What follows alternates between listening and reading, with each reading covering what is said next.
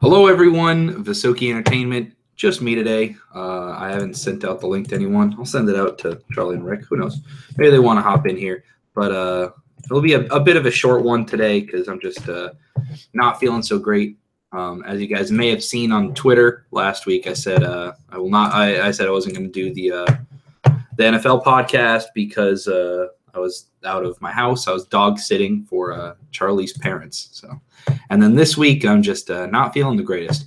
But I am feeling good because it's a Sunday. So usually this is when I start feeling depressed because I'm like, damn, one day's gone. Friday night's gone. Saturday night's gone. It's Sunday night. Now I got to deal with going to work tomorrow. But the good news is I have the week off for Thanksgiving break. So I have a comp day tomorrow. I'll probably end up going into work at some point during the week because I have a big concert coming up.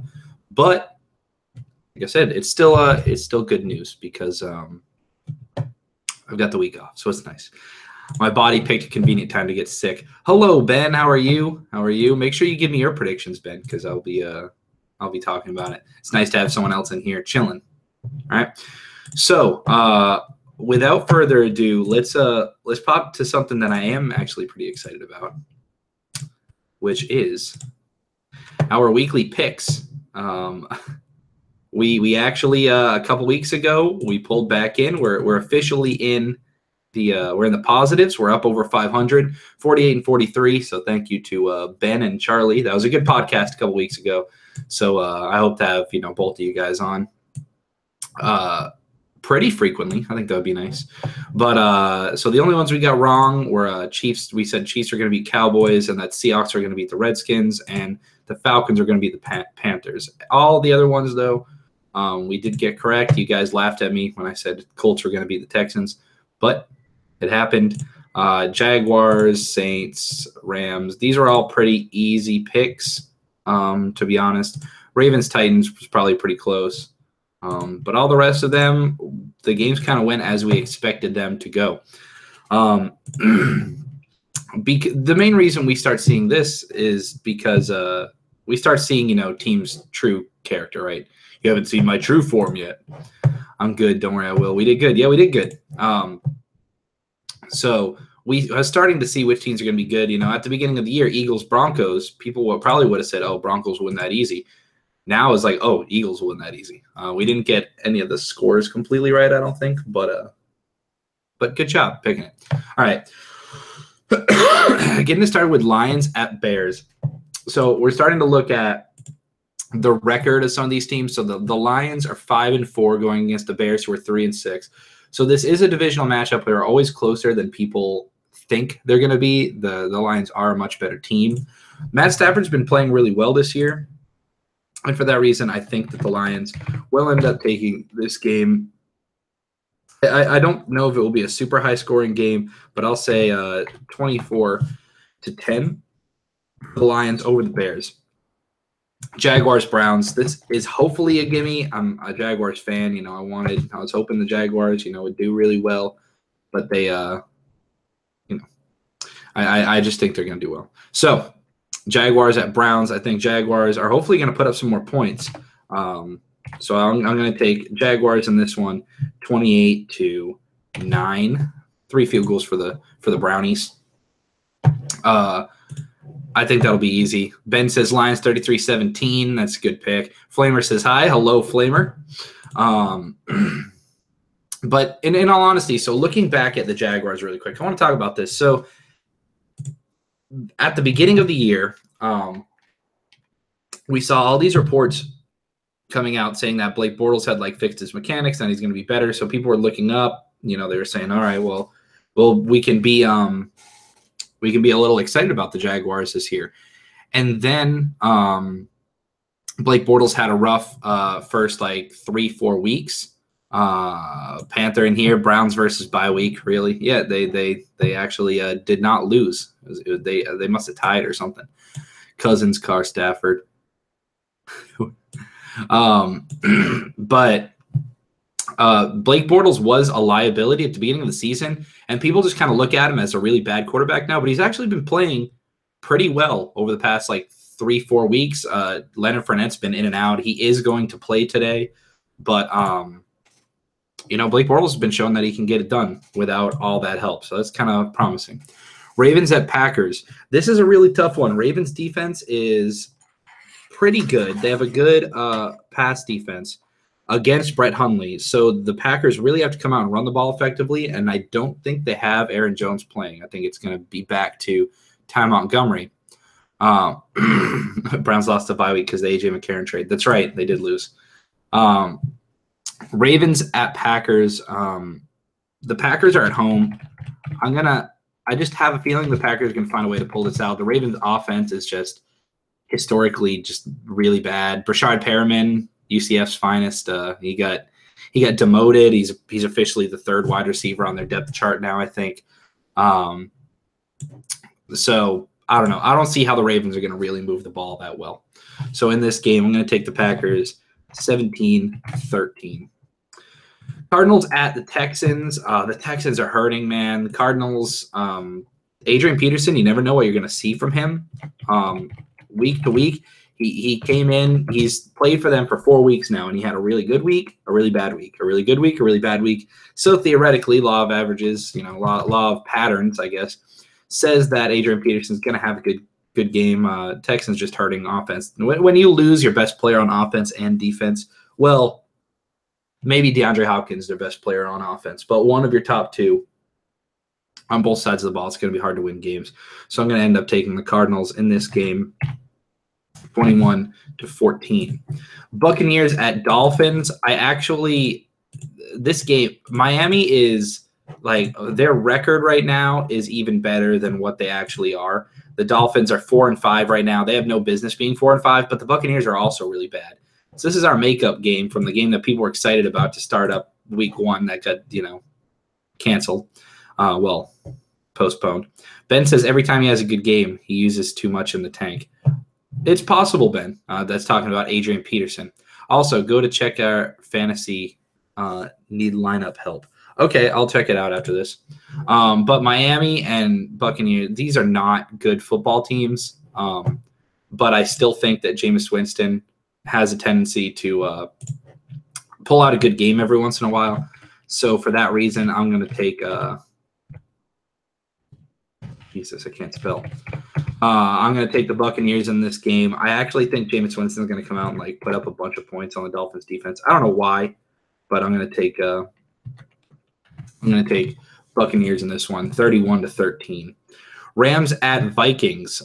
These are two teams that people were not. They were thinking that they weren't going to be that great, but now go to look back on it.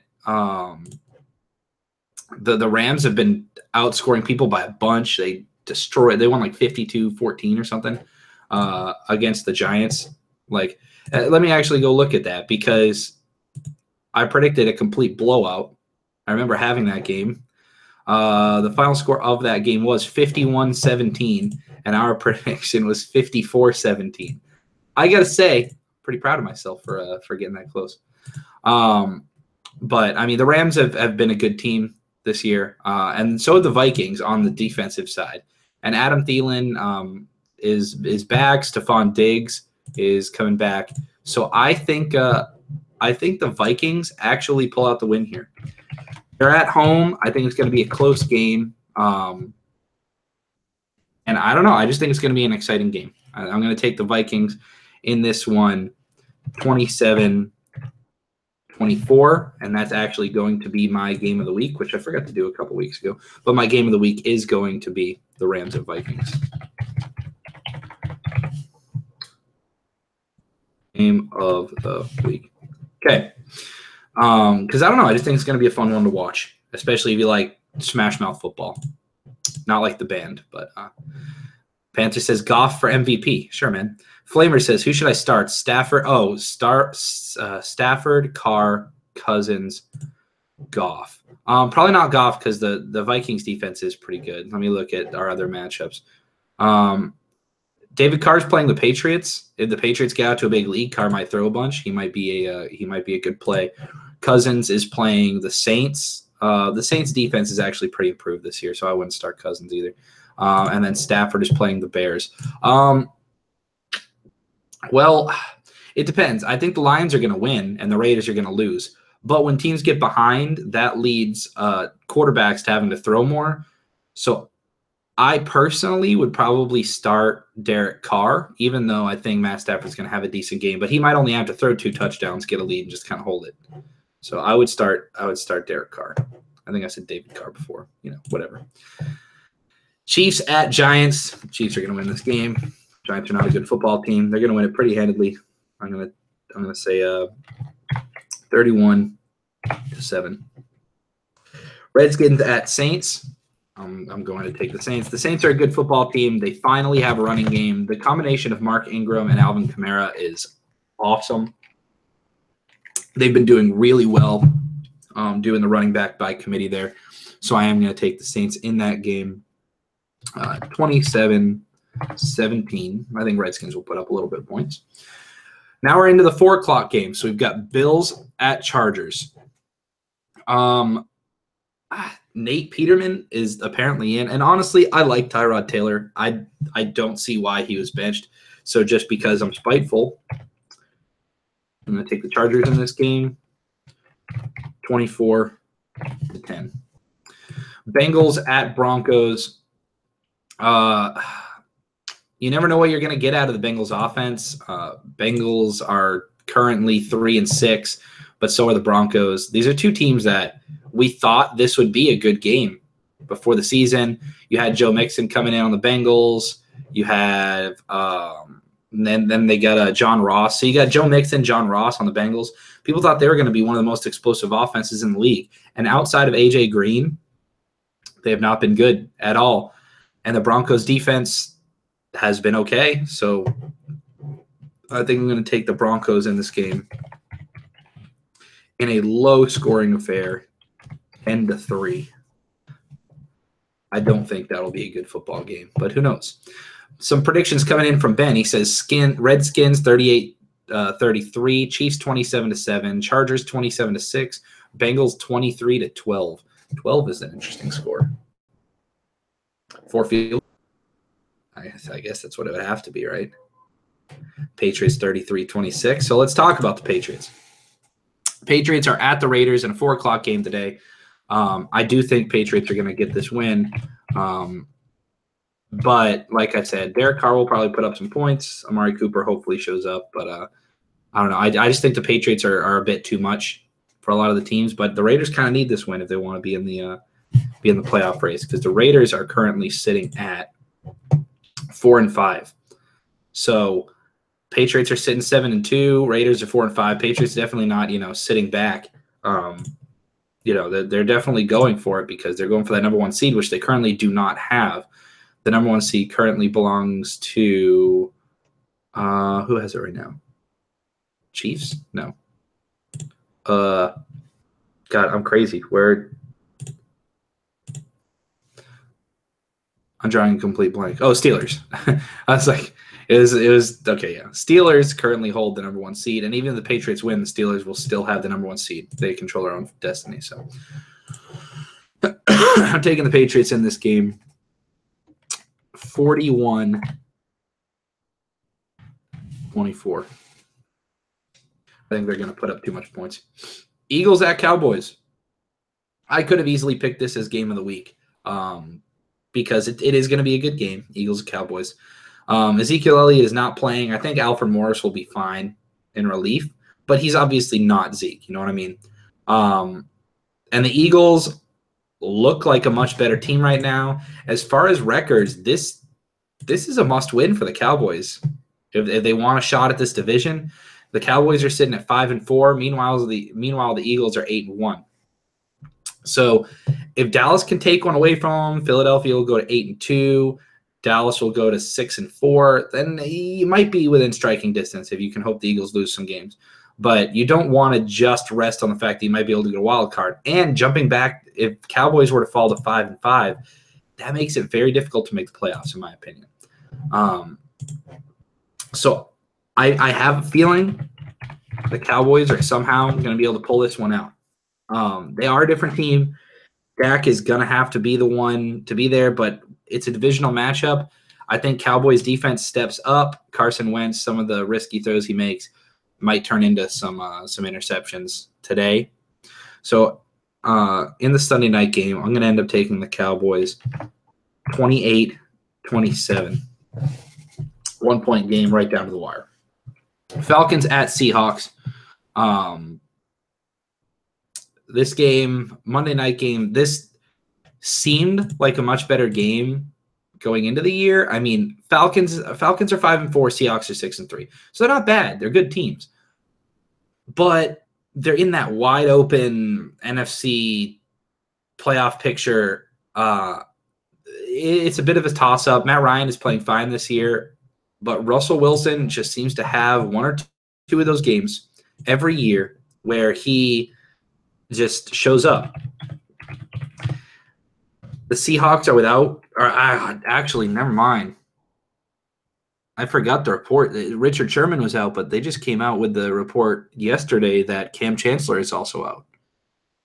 God, I don't think Seahawks can.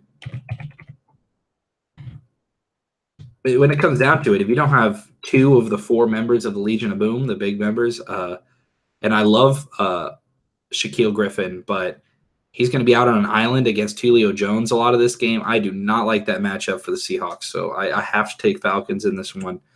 They're going to put up some points. I'm going to say 35-17. But the Falcons are going to – actually, you know what? I'll give them one more score. 35-24.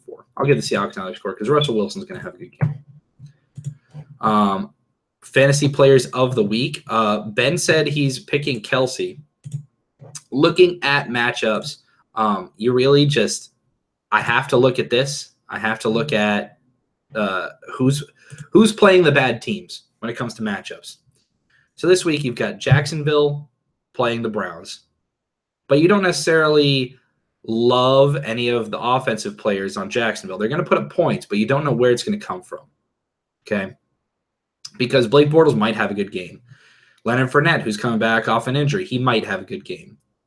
Marquise Lee could have a good game. You know, who's their tight end?